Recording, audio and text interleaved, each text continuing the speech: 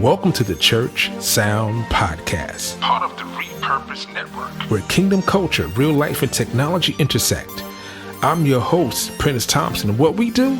We talk to real people, pastors, leaders, engineers, tech people, manufacturers, worship leaders, all about church, technology, and provide solutions for a successful Sunday morning service. You ready? It's time to take a ride. Let's go. Yes. Welcome to another edition of the Church Sound Podcast. So glad for you to be aboard. I'm not going to say what I normally say, but I am definitely going to say I really appreciate you guys. You guys are blowing my mind. We are in over 30 countries now. 30 countries. This is crazy. I'm just a guy from Harlem. I'm just a guy from the hood. Long ways from the hood. But thank you so much for being a part of the Church Sound Podcast. Listen, if you are new here, make sure you like, subscribe, review, and share. Sharing is caring, and this is how we get to grow the show. I'm actually finishing up a book, second version of the book.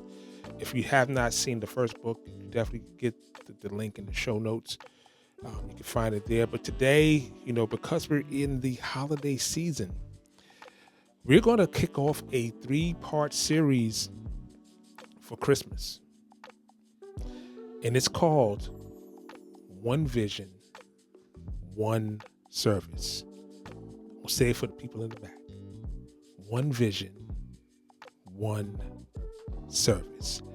It is going to be a 3-part series designed to get your ministry ready for the biggest weekend of the year, Christmas. Now listen, Christmas isn't just another Sunday with red and green lights. Christmas is a all hands on deck, every ministry on the field, no silos allowed moment.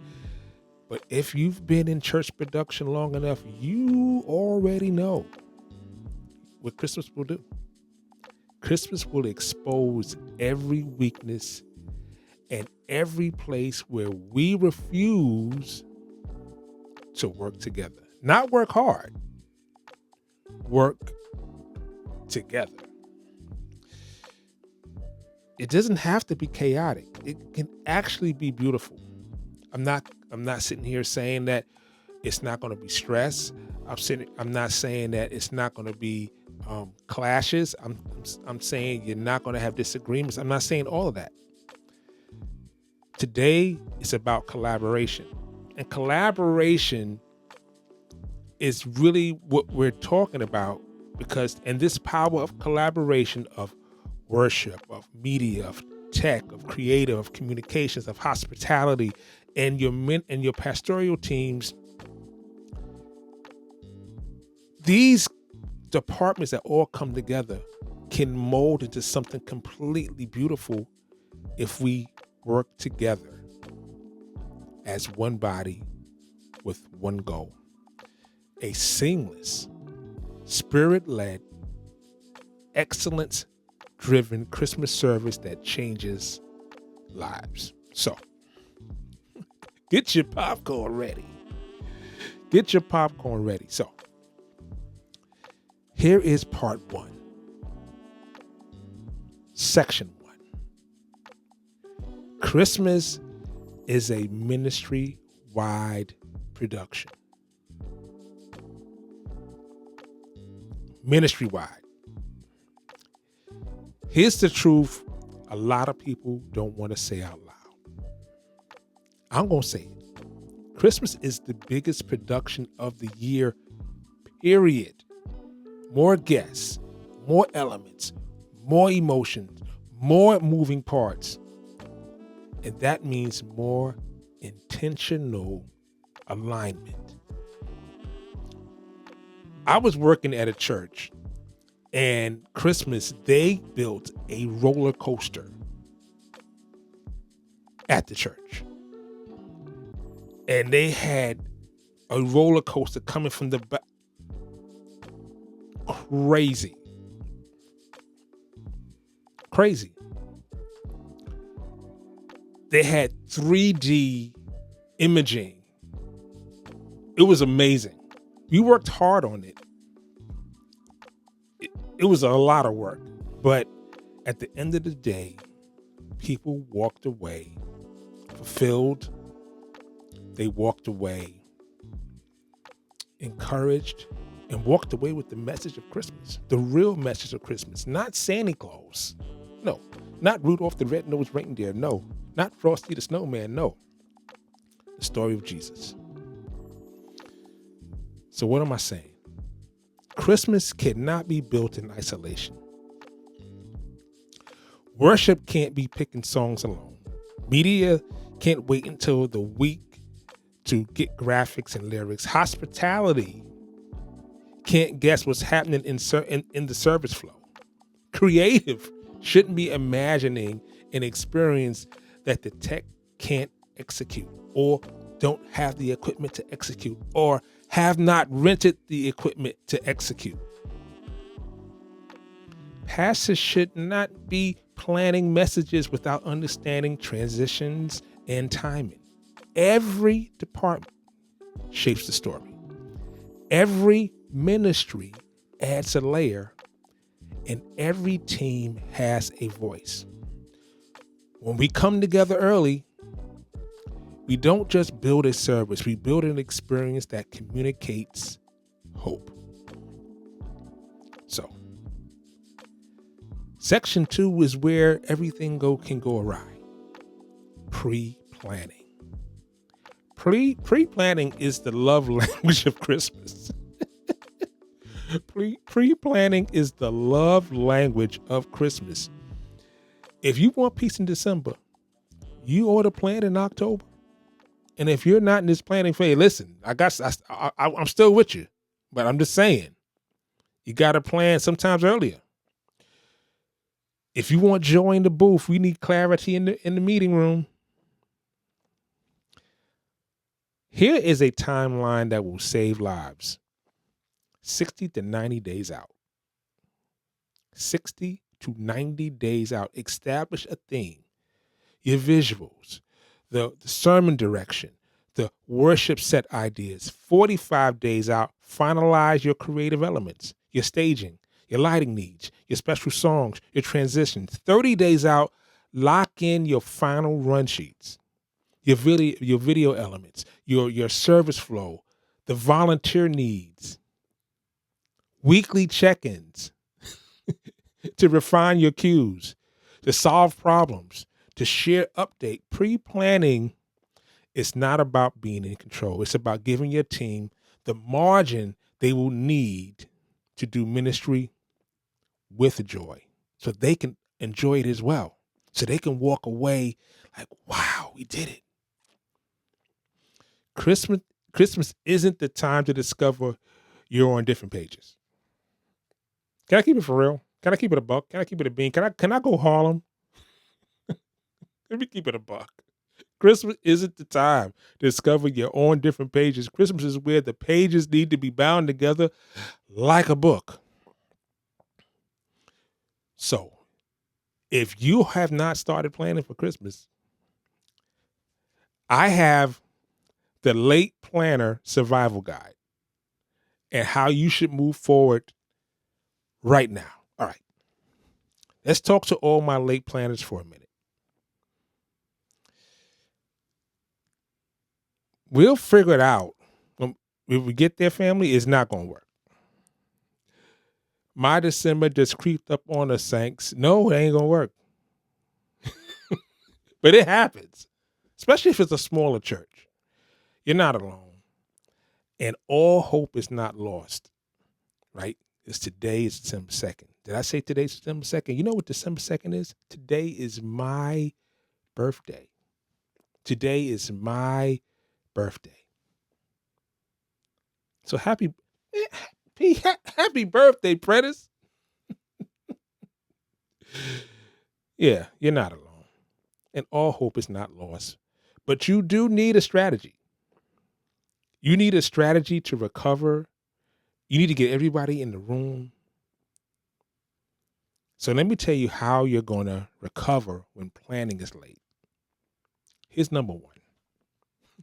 Cut the fat and focus on what matters. You may not have the time for a cinematic masterpiece this year. It's okay. Focus on the essentials. There are 4 of them. Can we go down them? I think we can. The message. Pastors, you should be in front of your team preaching a message.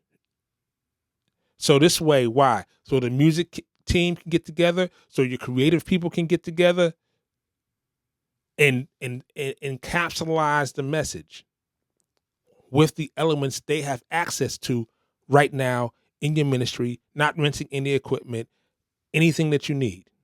So they can get the music, the flow, and guess what? Here's the last one. The guest experience. Everything else, optional. You heard me? Here it is again. The message, the music, the flow, the guest experience. Everything else is optional. Shrink the creative ideas to something achievable. If you start planning late, your theme should be simple. It needs to be simple and executable in 14 to 21 days. This is what I want you to do. Trade in your big idea for tight execution. I'll say it again for the people in the back. Trade in your big idea for tight execution. I'm going to say this word 3 times, and it should be said 3 times. You ready? You ready? Everybody with me? Over communicate. Over-communicate. When time is short, clarity has to be at an all-time high. Group text, quick Zoom calls, fast approvals, no guesswork. No one should be wondering what's happening this weekend. If you got to borrow talent and manpower from other ministries, do it. Ask volunteers from youth, from young adults, small groups, anyone that can fill out these gaps. An extra 2 or 3 hands can reduce massive pressure and stress. Acknowledge the rush, but don't let it break your spirit. You understand that you're late. All right, okay, we started late. This is what you need to say. We're going to finish well. Late is not a failure. It means the path is shorter and more focused. And I want you to write this at the very end. Never again. Sit down and write this. Once December's over, sit down and say, never again. And I want you to do this with your team. What caused the delay? What should have happened earlier? What could we do differently next year? Late planning doesn't define your ministry. Refusing to learn from it does. So to do that. And then move forward with intention that next year this will not be us. Here's our 4th point. Understanding every team's world. See, that is a big, big thing because a lot of times we stay in our own ministries to the point that we don't understand what each other's doing. You don't have to understand the details of it. You have to understand what it is, right? Collaboration only works when we understand what each department actually needs. The worship team, songs, arrangements, charts, click tracks, rehearsal schedules. The media team, stage plots, your mic inputs, your lighting cues, your camera positions, the pro presenter files. Can I say that again? The pro presenter files, complete. Communication team, your graphics, your social media assets, your announcement videos. If you have print, you have to have print deadlines. Your hospitality team, your lobby flow, your parking volunteers, your, your welcome teams, especially event check-ins, right? Your pastoral team, what are they? Transitions, the altar call, the moments that need underscoring, sermon visuals. When we know each other's world, we can support each other's load. When we know each other's world, we can support each other's load. And that's when unity becomes more than a church word. It becomes a team reality.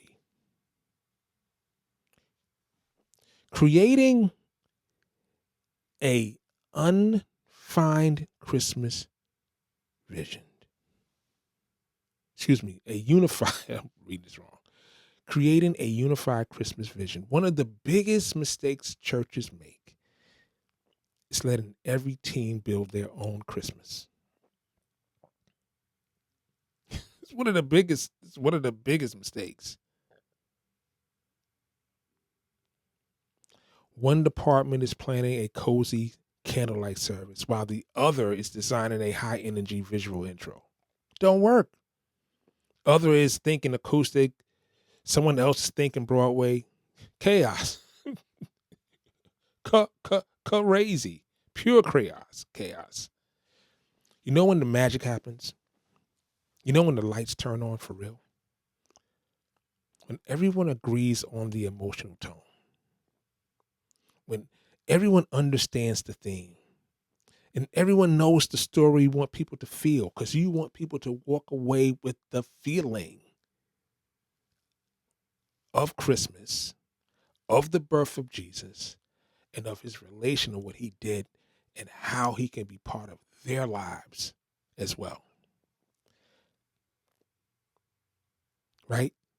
Everyone knows the story you want people to feel. Everyone is designing towards that same goal. Christmas is not about elements. You know what it's about? Experience.